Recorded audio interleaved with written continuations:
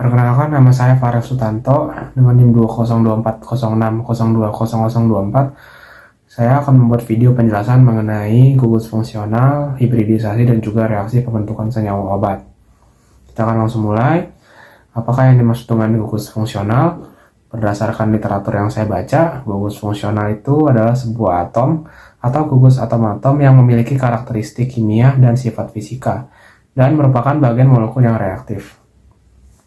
Yang dapat saya tangkap di sini adalah bahwa gugus fungsional ini dia akan menentukan sifat suatu senyawa. Misal kita punya senyawa etana dan yang satunya lagi adalah etanol.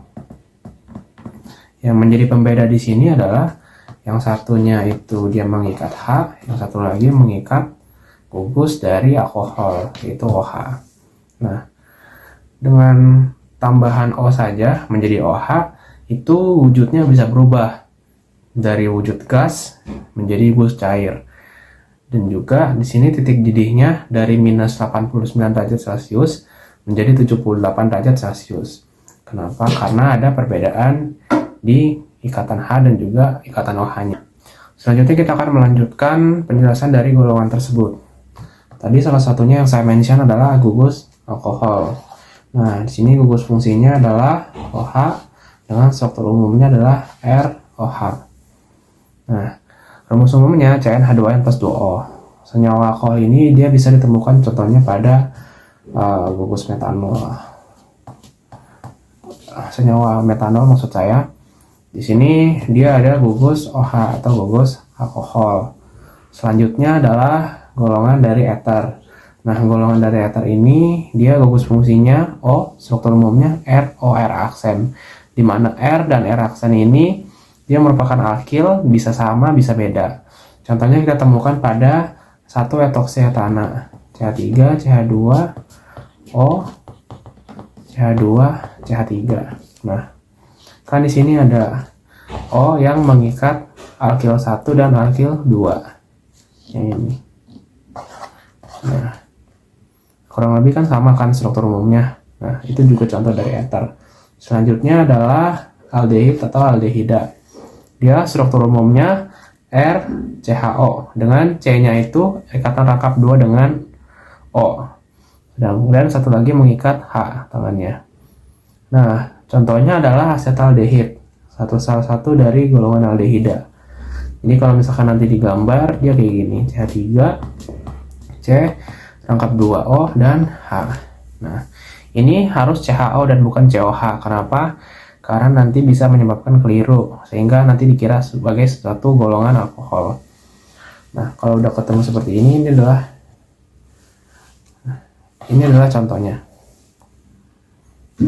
Selanjutnya adalah keton. Nah, keton ini dia gugus fungsinya adalah CO dengan struktur umumnya R, CO, dan R aksen. Contoh dari keton adalah propanon. Misalkan CH3, C, CH3, tambahkan O di sini.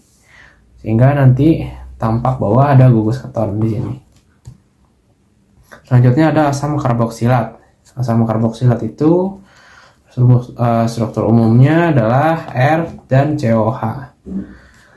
Sebagai contoh kita ambil suatu senyawa, misalnya adalah etanoat.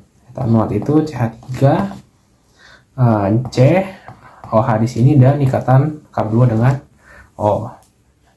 Beda dengan gugus asetaldehid ya di sini. Kalau ini kan dia gugus aldehid CHO.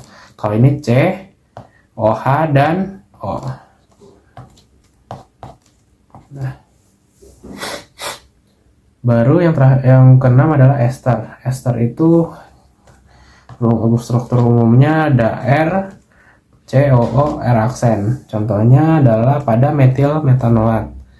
Metil metanoat itu ini. Nah, ada garis di sini. Ini adalah contoh dari metil metanoat. Di mana ada ikatan rangkap 2-nya dari O dan juga yang O di sini mengikat alkil. Alkilnya adalah metil. Makanya namanya adalah metil metanoat. Baru yang terakhir adalah alkil halida. Ini nilai X-nya bisa berupa fluor, klorin, bromin, dan juga iodin. Tergantung dari apa yang kita pilih. Yang penting adalah golongan dari 7A. Contohnya itu, misalkan kita ambil contohnya adalah metil klorida, CH3 dan Cl. Nah, di sini ada ikatan klorinnya di sini yang merupakan alkil halida. Kemudian ada gugus tambahan, ada golongan nitro, yaitu gugus fungsinya NO2 dan struktur umumnya adalah RNO2. R adalah alkil. Di sini juga ada sama gugus tiol dengan struktur umumnya adalah RSH. R-nya juga adalah alkil. Sekarang kita akan lanjut ke materi hibridisasi. Sebagai contoh sederhananya, kalau misalkan kita punya air, kita punya gula, kan hasilnya jadi air gula. Nah, kalau di dalam kimia, ini hibridisasi bisa diartikan sebagai campuran antar orbital. Orbitalnya ada apa aja? Ada S, ada P, ada D, F. Nah, tapi kalau misalkan kita proyeksikan gitu, bentuknya S itu kan dia spherical ya, berarti mungkin kayak segini bulat gitu. Kalau yang P, ini dia punya 3 bentuk.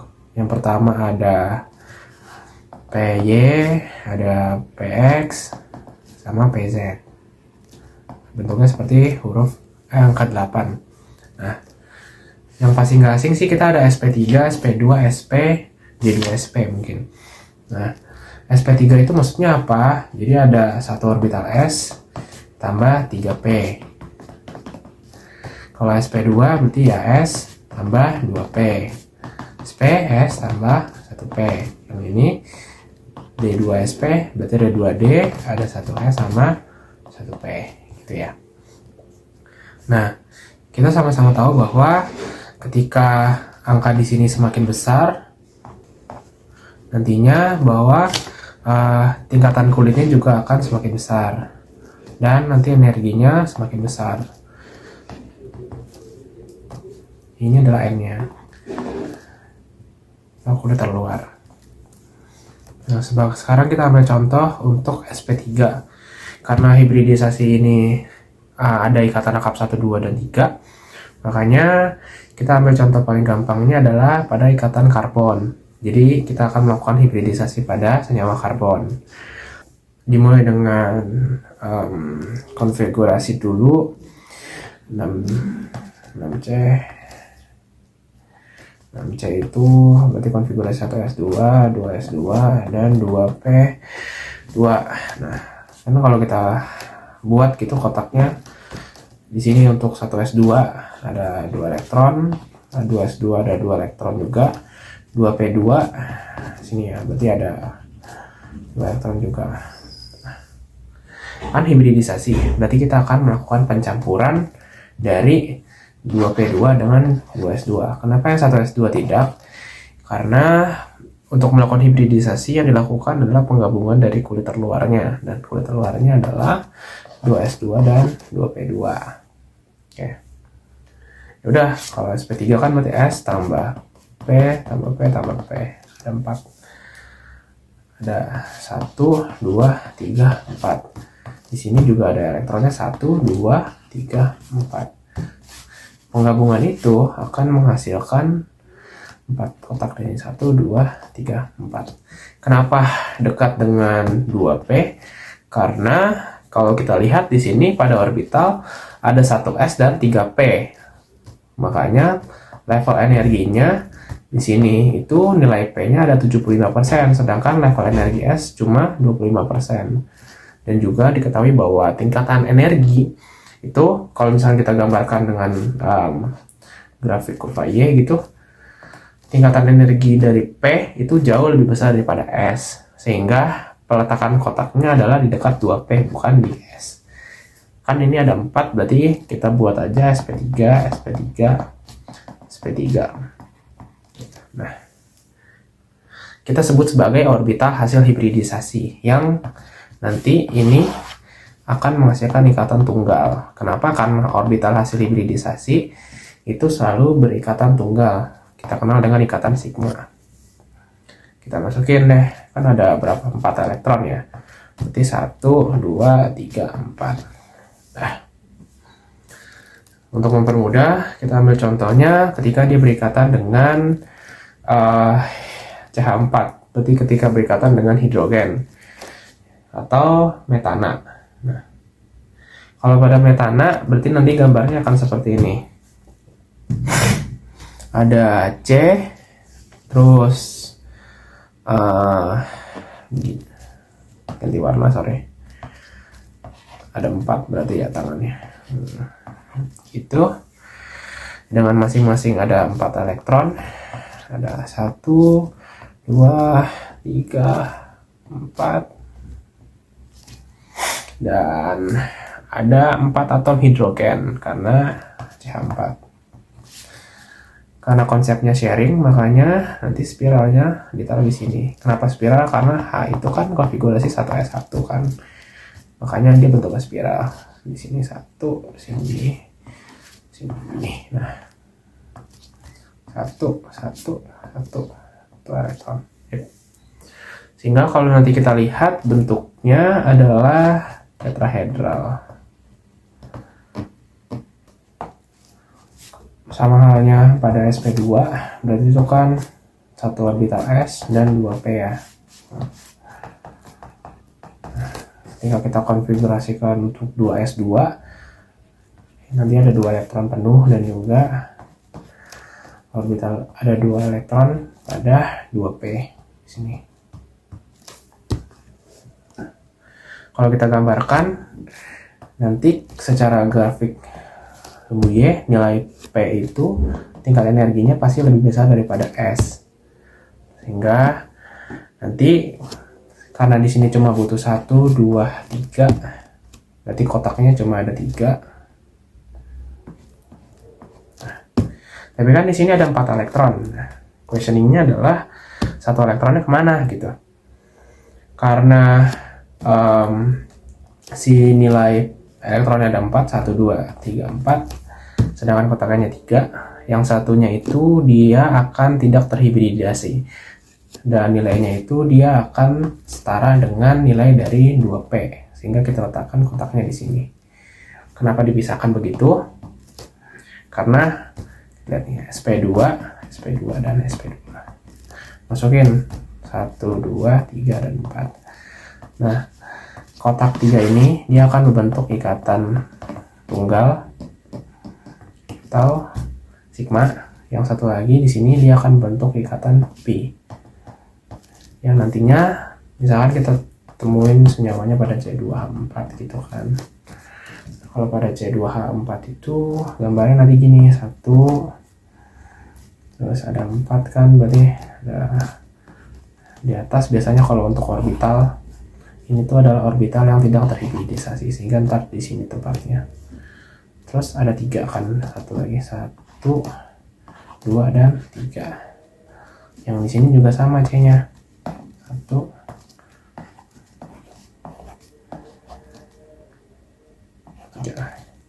sorry maaf gambarnya agak jelek. Yang ini nanti dia akan, karena konsepnya sharing ya, yang ini dia akan sharing elektron dari sini 1 dan dari sini 1. Nah, yang ini 1 dia akan berikatan dengan H. Kan tadi H-nya ada C2H4. Di sini 1H, bentuknya spherical gitu. 1, 2, 3, 4, sama hanya kan. Nah, yang atas ini adalah orbitalnya. Dia nanti akan saling tumpang tindih, sehingga nanti pada gambar rumus molekulnya C ikatan angkap 2C dan H-nya ada 4, berarti H2 di sini dan H2 di sini. Gitu. Sama halnya dengan pada SP. Yang membedakan adalah ini untuk 2S dan ini untuk 2P, gini kan. Konfigurasi untuk karbon plus 2. Baik, dari sini. elektronnya maksudnya. Untuk 2p, yang membedakan adalah yang stay. Yang stay di sini ada 2 kotak orbitalnya. Sedangkan yang akan mengalami hibridisasi itu cuma 2 kotak. Jadi elektronnya untuk sp